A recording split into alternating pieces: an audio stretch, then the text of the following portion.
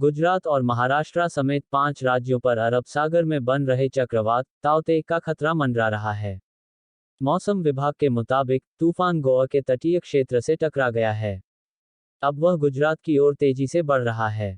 इस वजह से मुंबई सहित उत्तरी कोंकण में कुछ स्थानों पर रविवार से ही तेज हवा के साथ भारी बारिश हो सकती है।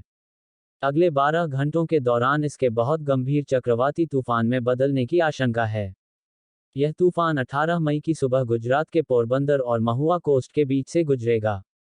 आईएमडी के मुताबिक शनिवार देर रात 2:30 बजे ये चक्रवात गोवा के पणजी तट से 150 किलोमीटर दक्षिण पश्चिम में, मुंबई से 490 किलोमीटर दक्षिण, गुजरात के वेरावल से 880 किलोमीटर दक्षिण दक्षिण पश्चिम में था।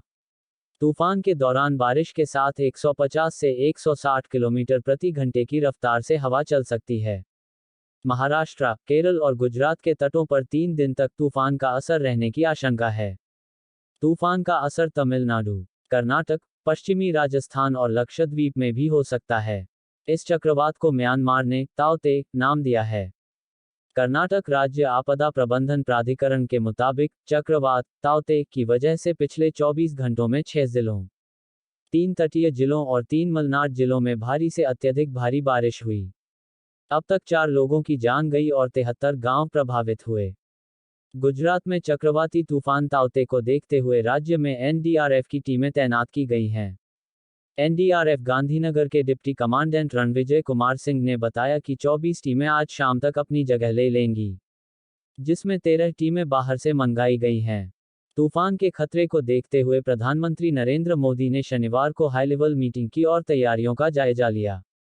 प्रधानमंत्री कार्यालय पीएमओ की ओर से बताया गया कि मीटिंग में केंद्र सरकार के सीनियर अफसरों के साथ साथ महाराष्ट्र, केरल, तमिलनाडु, कर्नाटक और गुजरात के अधिकारी शामिल हुए।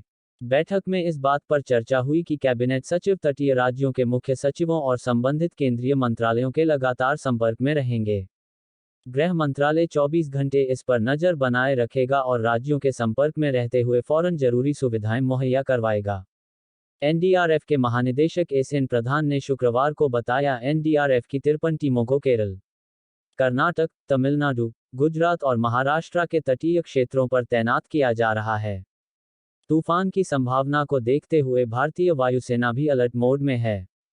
वायुसेना ने 16 ट्रांसपोर्ट एयरक्राफ्ट और 18 हेलीकॉप्टर को राहत और बचाव कार्य के लिए तैयार रहने के लिए कहा है। गुजरात के कच्छ और सौराष्ट्र के समुद्री इलाकों में साइक्लोन को लेकर कोस्ट गार्ड अलर्ट पर है। साथ ही मछुआरों को समंदर से दूर रहने की चेतावनी दी गई है। मौसम विभाग का कहना है कि इस चक्रवात का सबसे ज्यादा असर गुजरात पर पड़ेगा।